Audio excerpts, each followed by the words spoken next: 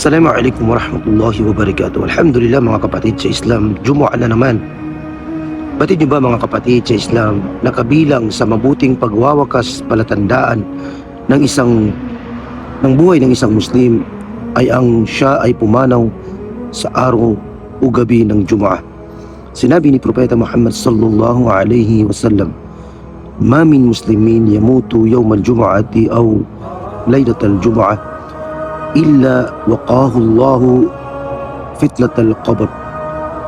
Ayon sa malapit-lapit nitong kahulugan, sinabi ni Propeta Muhammad sallallahu alaihi wasallam, walang sino mang Muslim ang mamatay sa araw ng Jumu'ah o kaya ay sa gabi ng Jumu'ah liban na lamang na siya ay maliligtas mula sa pagsubok sa libingan. Allahu Akbar.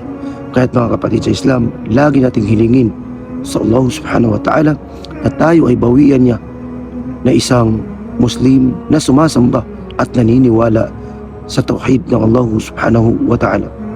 Allahumma inna nas'aluka al-husna al-khatima.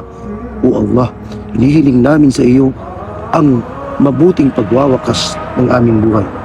Wassalamu alaikum warahmatullahi wabarakatuh.